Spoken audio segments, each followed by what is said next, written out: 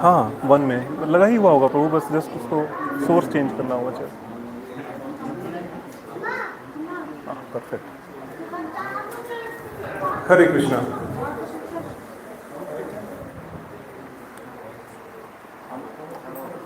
Hari Bol, we can settle down. Yeah, thank you so much all for coming for yet another Sunday feast program. So today is a very special Sunday feast actually, because yesterday was Panihati Chida Dahi festival, which is a very very important festival in the Gaudiya Vaishnava Sampradaya.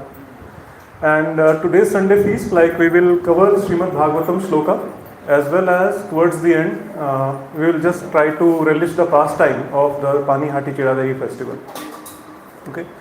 And apart from that also, the shloka that we are going to discuss today, it's a very very special shloka, because it's going to speak about the glories of Srimad Bhagavatam. Although I am highly unqualified to speak on such an advanced topic, but since it has been given as a seva to me, I'll just try my best to maybe reiterate what I have learned from my Siksha Gurus, from my seniors, and what I have heard and learnt in ISKCON so far.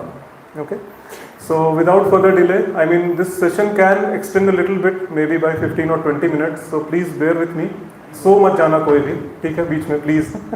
And it's a very very important and nectarian session basically, because we are talking about Srimad Bhagavatam, and we will also hear some very glorious and wonderful pastimes of Gauranga Mahaprabhu. Okay. So let's start the session. As usual, I would like to dedicate this session to the founder Acharya of ISKCON, His Divine Grace A.C. Bhakti Vedanta Swami Srila Prabhupada ki. Yeah. I would also like to dedicate this session to my Guru Maharaj, His Holiness Jai Pataka Swami Maharaj. May this humble effort of mine please both these personalities. So I'll perform some pranam mantras. Those who know can repeat after me. Those who don't, just try to listen very intently, because listening is also very very purifying.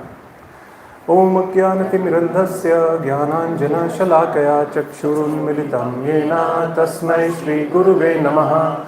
Shri Chaitanya Manobhishtam Sthapitam Yena Bhutale Swayam Rupa Kadamahayam Dadati Swapadantikam Vandeham Shri Gururo Shri Yuta Padakamalam Shri Gurun Vaishnavanscha Shri Rupam Sagrajatam Sagana Raghunathanvitam Tam Sajivam Sadvaitam Savadutam Parijana Sahitam Krishna Chaitanya Devam Shri Radha Krishna Padan Sahagana Lalita Shri Vishakhan Vitamscha He Krishna Karuna Sindhu Deenbandhu Jagatpate Gopesh Gopika Kanta Radha Kanta Namastute Tapta Kanchana Gaurangi Radhe Vrindavaneshwari Vrishabhanu Sute Devi Pranamami Hari Priye Vansha Kalpatarubhyascha Kripa Sindhubhya Evacha Patitanam Pavanebhyo Vaishnavebhyo Namo Namaha Namo Mahavadanyaya Krishna Prem Pradayate Krishnaya Krishna Chaitanya Namine Gaurat Vishe Namaha Namo Vishnupadaya Krishna Pristhaya Bhutale Srimate Bhakti Vedanta Swami Niti Namine Namaste Saraswate Deve Gauravani Pracharine Nirvishesha Shunyavadi Paschatya Deshatarine Jai Shri Krishna Chaitanya Prabhu Nityananda Shri Advaita Gadadhara Srivasadi Gaur Bhakta Vrinda Hare Krishna Krishna Krishna Hare Hare Hare Rama Rama Rama Hare Hare Mukam karoti vachalam pangum langhate giri yat kripa tamham vande Shri Gurum Deen Tarinam Paramananda Madhavam Shri Chaitanya Mishwaram Hari Om Tat Sat.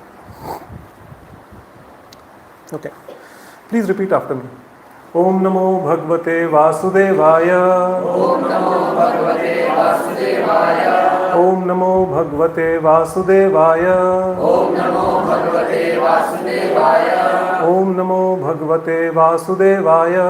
Om Namo Bhagavate Vasudevaya. Narayanam Namaskritya. Narayanam Namaskritya. Naram Chaiva Narottamam. Naram Chaiva Narottamam. Devim Saraswatim Vyasam. Devim Saraswatim Vyasam. Tato Jayam Mudiraye. Tato Jayam Mudiraye. नष्टप्रायेषु अभद्रेषु नित्यं भागवत सेवया भगवत्या उत्तम श्लोके भक्तिर्भवति नैष्ठिकी. Okay, so Srimad Bhagavatam, Canto 1, Chapter 3, verse number 40. It goes like this. Please repeat after me. Idam Bhagavatam Nama Puranam Brahma Samhitam Uttama Shloka Charita Chakara Bhagavan Rishihi Nishreyasaya Lokasya Dhanyam Swastayanam Mahat. Idam Bhagavatam Nama Puranam Brahma Samhitam Uttama Shloka Charita Chakara Bhagavan Rishi Nishreyasaya Lokasya Dhanyam Swastayanam Mahat. Idam Bhagavatam Nama Puranam Brahma Samhitam Uttama Shloka Charita Chakara Bhagavan Rishi Nishreyasaya Lokasya Dhanyam Swastayanam Mahat. Idam Bhagavatam Namam Puranam Brahma Samhitam Uttama Shloka Charita Chakara Bhagavan Rishi Nishreyasaya Lokasya Dhanyam Swastayanam Mahat. Idam Bhagavatam Nama Puranam Brahma Samhitam Uttama Shloka Charita Chakara Bhagavan Rishi Nishreyasaya Lokasya Dhanyam Swastayanam Mahat. Mataji said, Itam Bhagavatam Nama Brahman Samhitam Uttama Shloka Charita Chakara Bhagavan Rishi Nishreyasaya Lokasya Dhanyam Swastayanam Mahat. Mataji said one more. Idam Bhagavatam Nama Puranam Brahma Samhitam Uttama Shloka Charita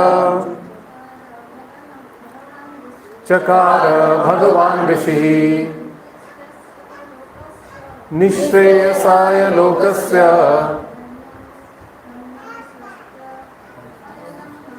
Dhanyam Swastayanam Mahat. Okay, word by word meaning. Idam, this. Bhagavatam, book containing the narration of the personality of Godhead and his pure devotees. Naam, of the name. Puranam, the supplementary to the Vedas. Brahma Samhitam, incarnation of Lord Sri Krishna. Uttama Shloka, of the personality of Godhead. Charitam, activities. Chakar, compiled. Bhagwan, incarnation of the personality of Godhead. Rishi, Sri Vedavyasa. Nishreyasaya, for the ultimate good. Lokasya, of all people. Dhanyam, fully successful. Swastayanam, all blissful. Mahat, all perfect. Translation by His Divine Grace A.C. Bhaktivedanta Swami Srila Prabhupada ki. This Srimad Bhagavatam is the literary incarnation of God and is compiled by Srila Vyasdev, the incarnation of God. It is meant for the ultimate good of all people, and it is all successful, all blissful, and all perfect. So very, very deep meaning here. We are going to discuss the glories of Srimad Bhagavatam, and the more we glorify, the less it is, basically. I mean, the words are just not sufficient enough, our vocabulary is just not sufficient enough to glorify the Supreme Personality of Godhead, because Bhagavatam itself is the literary incarnation of Sri Krishna. Okay? So let's try to understand this shloka word, sentence by sentence, and then we will try to, discuss it a little further. Okay? Idam Bhagavatam Nama Puranam Brahma Samhitam. Okay? So this Purana, Srimad Bhagavatam, what is this? This is Brahma Samhitam. That means this is literary incarnation of Sri Krishna. Okay? And what does it describe? Uttama Shloka Charitam. It describes the Charita, okay, or the names, forms, qualities and pastimes of Sri Krishna. Okay? And how does it describe those Charita? Through Uttama Shloka, the best quality verses. Okay? And the Supreme Personality of Godhead is described by Uttama Shloka. Right? And who has written Srimad Bhagavatam? Yes, Srila Vyasdev. So in this shloka it is written Chakara Bhagavan Rishi. Okay, the same Supreme Personality incarnates as Srila Vyasdev, and in that incarnation he writes about himself. Yes, so who else can describe Lord better than himself? Correct? So he comes down as Srila Vyasdev, and I think a few sessions back I narrated that story of appearance of Srila Vyasdev, right? How Parashar Muni met the daughter of a fisherman, correct? Yes. So he is the incarnation of Lord Sri Krishna himself. Okay? Nishreyasaya lokasya dhanyam swastayanam mahat. That means this Srimad Bhagavatam is meant for all good for the people of Kali Yuga who have lost the vision of spirituality. Yes? And it's all successful, all blissful, and it's all perfect. So this is Srimad Bhagavatam. Okay? By no means we should understand this to be an ordinary literature. Okay? So now coming to how Srimad Bhagavatam came. Basically now this knowledge of Vedas, this is eternal. Okay, and Srila Vyasdev wrote it long time back.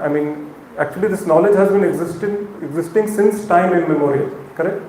But when Vyasdev came, he actually took the trouble of writing it down, documenting all the 4 Vedas, then splitting it into different Puranas, Upanishads, and then finally he came up with Srimad Bhagavatam. Okay.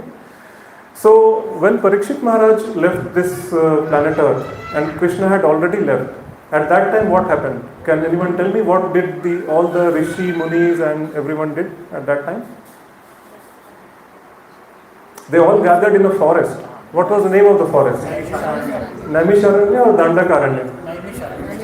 Okay. Yes, it was Naimisharanya, right? And there was only one question in their heart, that now that Kali Yuga has started, okay, what will happen to the personalities like Dharma and to the personalities like Jnana? Okay, which personality these people will take shelter of?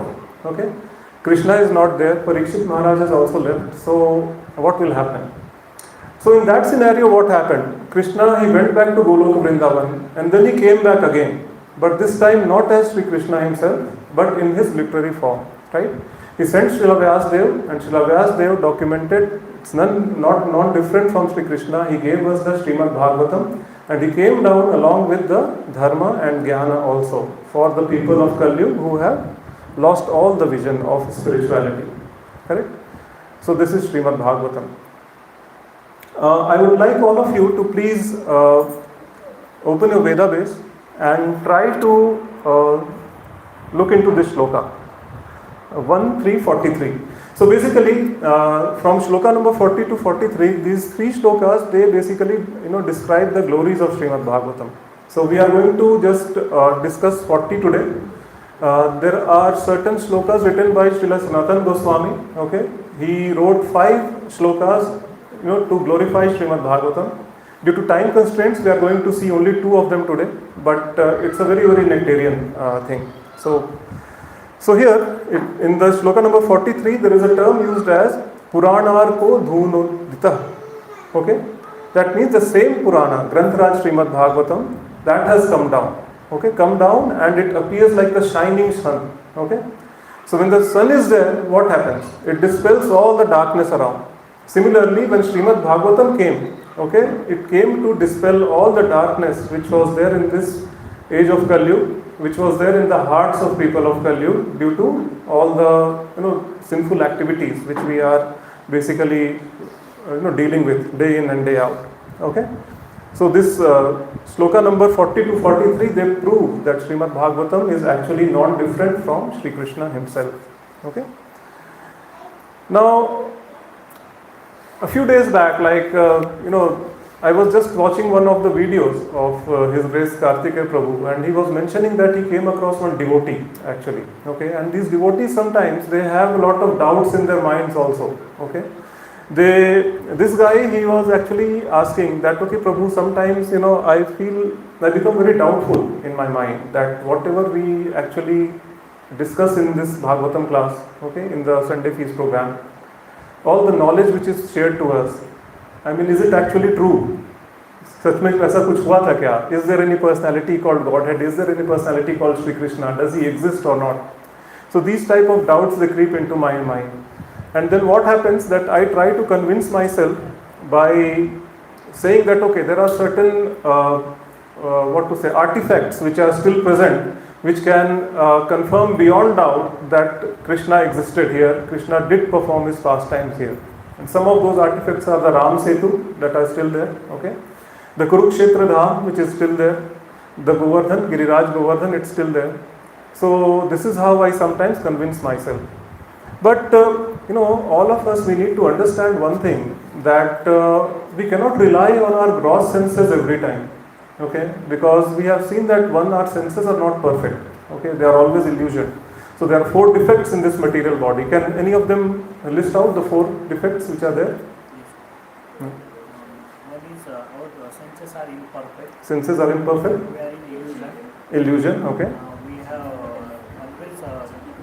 always cheating propensities, tendency to make mistakes. Yes. So these are 4 defects which are there in our body. So with these 4 defects, we cannot always rely on the physical aspects, like we cannot rely on our eyes that, okay, what our eyes are seeing are always correct. Okay, and at this point of time, it becomes extremely important to have an unflinching faith in the trio. Okay, and what is that trio? Guru, Sadhu and Shastra. Okay, because our gross senses can cheat us anytime. Okay, but Guru, Sadhu and Shastra, these 3 people are there who will always give us the correct direction. And out of these 3, which one is the topmost? Shastra. Who is saying Shastra? Yes, Shastra. Shastra is the most important. Why? Because, see, just consider it like this. For example, there is a child, okay, and the child wants to know who is the father. What should that child do? Go and ask the mother. Okay, that is the most reliable and the most accurate answer the child will get. Other indirect methods are there, but they are all impractical. You cannot expect that child to, like what is the population of the earth today? Somewhere around 8 billion. 8 billion में से कम 4 billion will be men. You cannot expect that child to go and perform the DNA test of all those 4 billion men and then try to match his DNA against theirs and then find out who is the father of the child. Is it a practical way to do that, right? Simply go and ask the mother. Mother will tell you, and that is the accurate information. Correct? So similarly, these Shastras, they are also like our mother, and they give us the information about our eternal Father, who is none other than Sri Krishna. So Shastra is the topmost. Okay, after Shastra, what comes next? Guru or Sadhu? Yes, Sadhu. The Acharyas, we just pray to them in our altar, right? The Guru Parampara which is there. Yes? Why? Because these people have already seen the truth. Yes? So, tad vidhi pranipatena pariprashnena sevaya updekshanti te jnanam jnaninas tattva darshanam. Okay, so they have seen the truth, they have seen the tattva, right? So they are in the position to give us the same vision, right? So they come next after the Shastra. Okay, and finally comes the Guru. Now those who were saying the Guru, I would just like to understand why did you say Guru in the first place when I asked that which is the topmost? Because he is the one who connects us to the Shastra also. Before that, reading time and understanding. Yes, but the important thing we need to know that in this age of Kali Yuga, the Guru can also be a cheat. Right? There are cheating Gurus also. So Shastra is something that will give you the accurate information. Okay, that is the transcendental knowledge which is coming directly from Sri Krishna.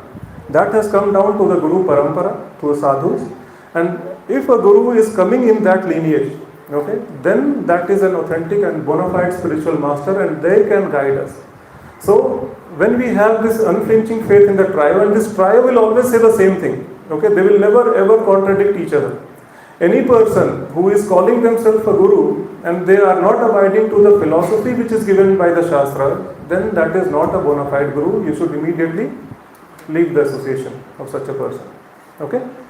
So this is the trio and unflinching faith in the scriptures, right? कि scripture में अब कह दिया गया है तो फिर आगे कोई discussion ही नहीं है. Okay? I will just follow what is written in the scriptures. Okay? That because see, until and unless we have this unflinching faith in the scriptures, our spiritual life cannot start. Correct? If we read this Bhakti Rasamrita Sindhu, right? So there we have this 9 stages of devotional service. Okay? Right? Starting from Ado Shraddha right to Krishna Prem. Correct? So this very beginning of the, our spiritual life, which is Ado Shraddha, okay? That will not come until unless we have unflinching faith in the scriptures. So Shastra is the most important, then comes Sadhu, and finally it comes the Guru. Okay? So coming back to the doubts which this student had in his mind, okay, that he was saying that, okay, I convinced myself by looking at the Ram Setu, by looking at the Giriraj Govardhan. See, Ram Setu can disintegrate in maybe another 50 years or maybe another 100 years. Or you never know. By that time, Kali Yuga will be so advanced that people will bring all the rocks of that, Ram Setu to their home and keep it as a decorative item, right? All the dhams which are there, they might, pack up and they might roll back their pastimes and they may leave this planet Earth in maybe next 100 years, 200 years, okay? Then how will we rely on our gross senses? Okay, so therefore it's very, very important that we have the faith in the trio, Guru, Sadhu and Shastra, correct? So this is the importance of scriptures. So that is why Srimad Bhagavatam is very important. Another very interesting aspect is that Srimad Bhagavatam speaks about itself. Okay? There is no other Shastra or no other scripture in the universe which actually talks about itself. Okay? But here Srimad Bhagavatam is speaking about itself. Prabhu, you have some question? Okay. Yeah. So I would like all of you to please open verse number 1.1.2.